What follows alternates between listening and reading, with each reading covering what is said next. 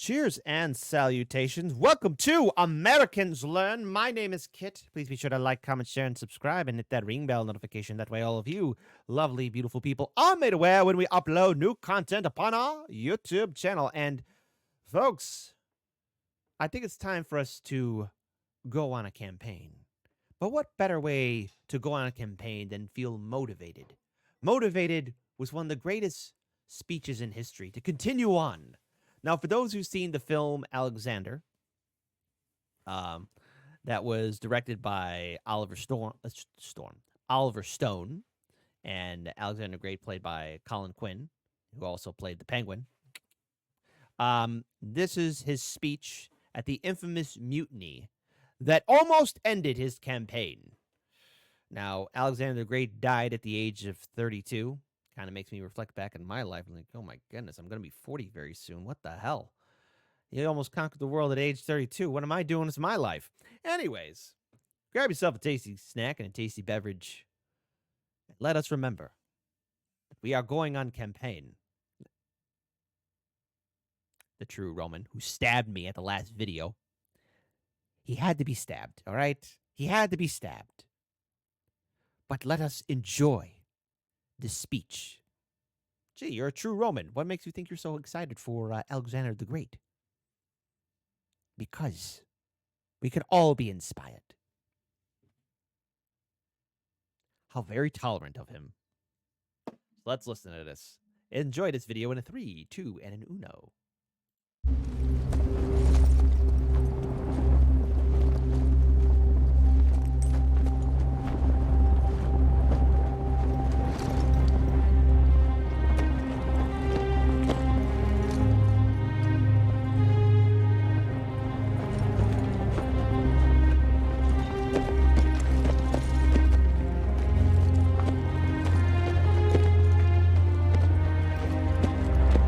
Oh, 13 ringleaders.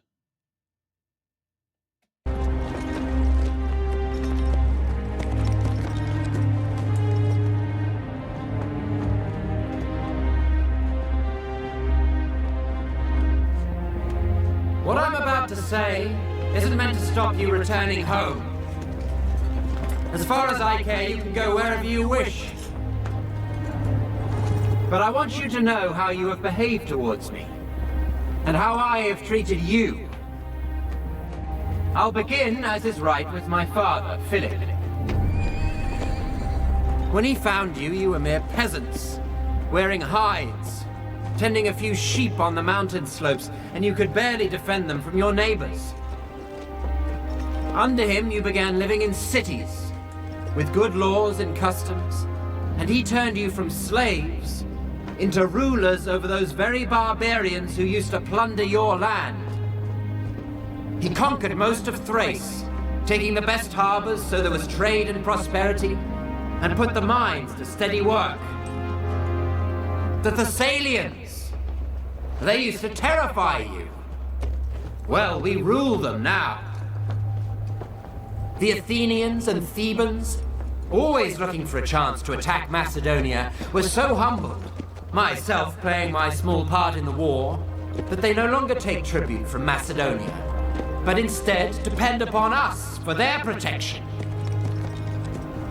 My father went to the Peloponnese and put their house in order. Then he was declared supreme commander of all the Greeks for the campaign against the Persians, an honor not just for himself, but for all Macedonians. This is what my father Philip did for you. Great enough on its own, but small compared to what you've gained from me.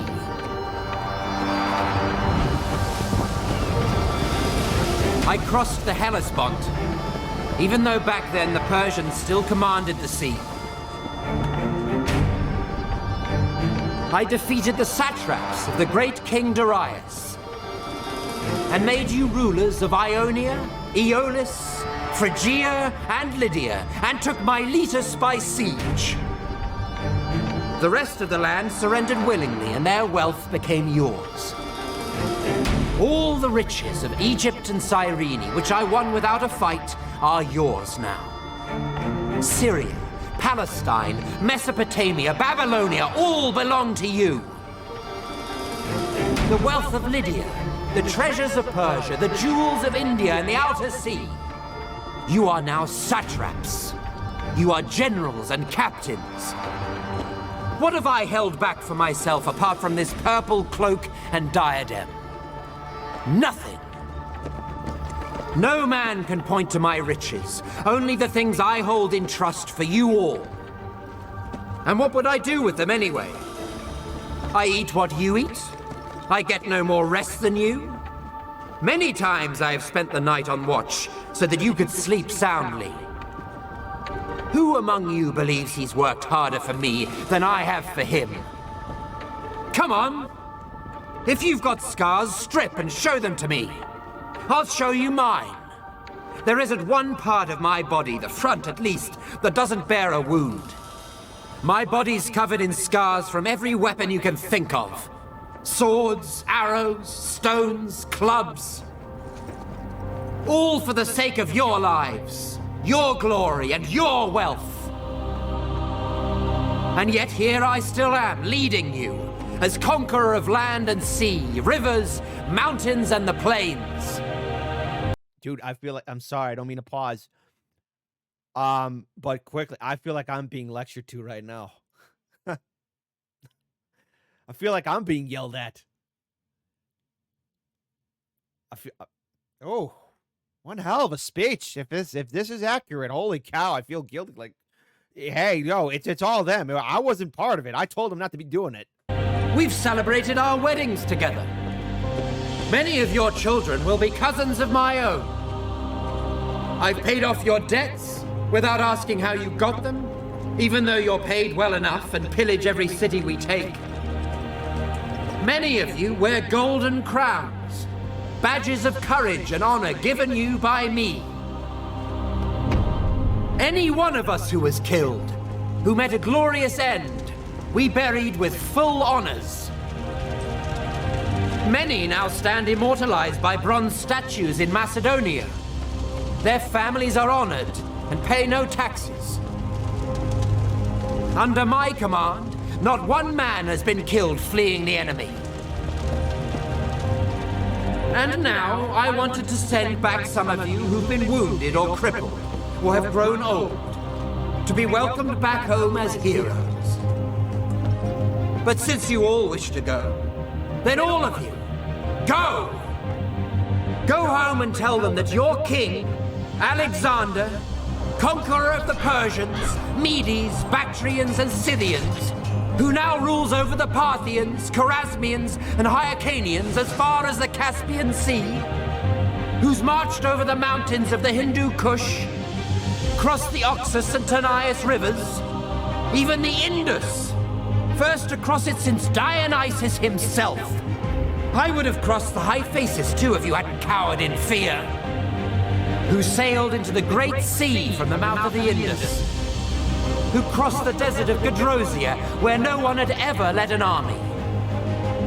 Who took Carmenia, while my fleet sailed the Persian Gulf. When you get home, you tell them that when you made it back to Susa, you abandoned him and went home, leaving him under the protection of the foreigners you'd conquered.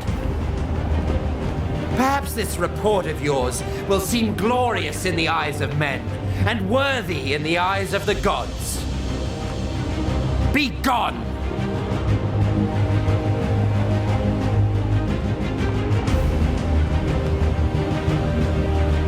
After the speech, the Macedonian troops begged Alexander for forgiveness, leading to an emotional reconciliation between the king and his army. I'm not gonna lie, a little bit teared up there too. I felt like I was being lectured to, like, yo, Alexander, I just woke up out of my tent. I never knew about this. Did I hear any rumblings? No. I'm as shocked as you are.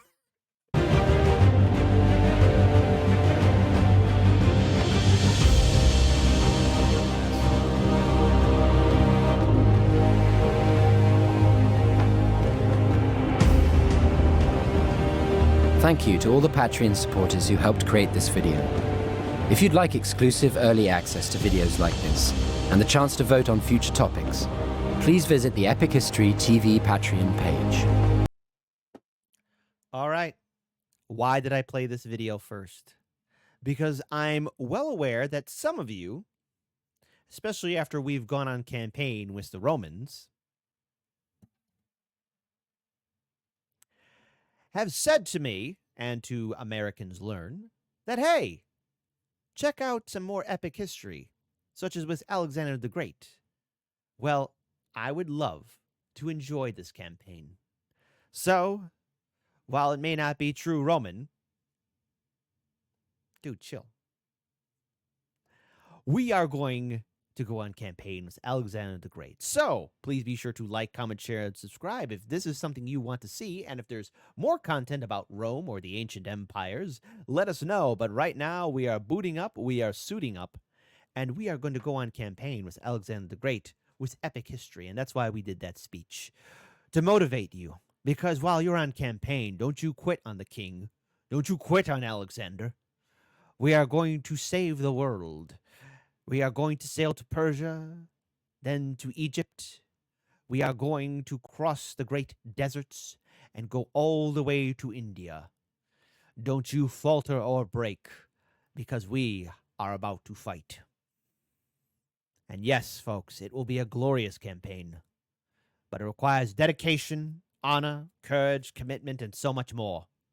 So, let us have some fun and get ready to fight, as we should.